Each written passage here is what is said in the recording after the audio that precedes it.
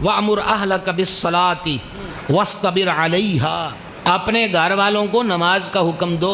قرآن ہے، اپنے گھر والوں کو نماز کا حکم دو۔ وَاصْطَبِرْ عَلَيْهَا، آپ بھی اس نماز پڑھنے والی حالت پہ ڈٹے رہو۔ بچوں کی ضروریات کو پورا کرنا ماں باپ کی ذمہ داری ہے، لیکن وہ ضروریات جو پوری کرنا اس کے حد و اختیار میں ہو کیجئے۔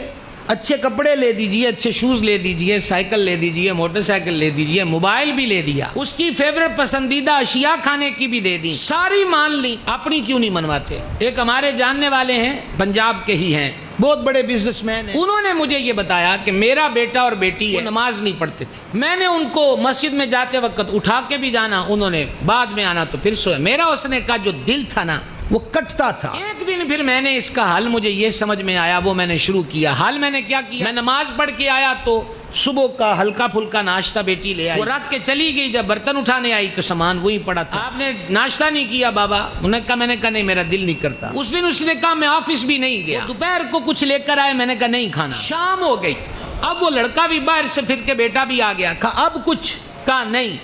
اب گھر میں پریشانی شروع ہوئی، صبح سے کچھ نہیں کھایا اور رات نے چادر بچھا دی ہے۔ تو پوچھا آخر وجہ کیا ہے؟ کہا تم نماز نہیں پڑھتے، میں اٹھا کے بھی جاتا ہوں، میں روٹی کھاؤں گا نہیں، مجھے مر جانے دو، میری اس زندگی کا کیا فائدہ اور تمہیں کما کما کر کھلانے کا کیا فائدہ اگر تم نے نماز نہیں پڑھنی۔ دونوں اس کا بیٹا اور بیٹی رونے لگ گئے، قدم پکڑ کر معافی مانگی، انہوں نے کہا جی ہوں تہجد بھی پڑھ دیں۔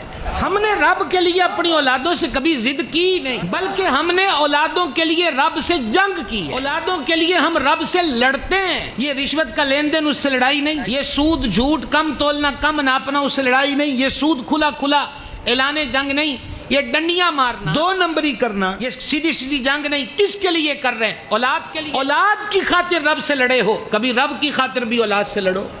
اگر اندر من کے اندر جذبہ، اور پھر کرنا کیا ہے؟ بھلا تو اسی کا ہے، وہ جی میں بیٹے کی آنکھ میں آنسو نہیں دیکھ سکتا، میں جناب ان کو یہ کوئی ڈیمانڈ کریں میں پوری نہ کروں تو مجھے رات بھر نیند نہیں آتی، مجھے سکون نہیں آتا۔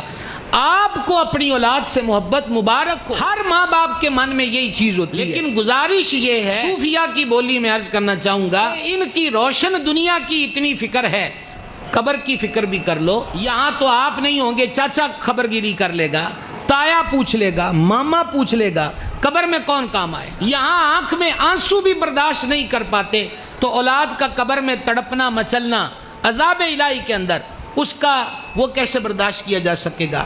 ایک معمولی سا آگ کا ذرہ بھی اولاد کو نہ لگے کہ مجھ سے برداشت نہیں ہوتا تو رب فرماتا پھر بچا ان کو اس آگ سے جس کا ایندھن آدمی اور پتھر ہیں۔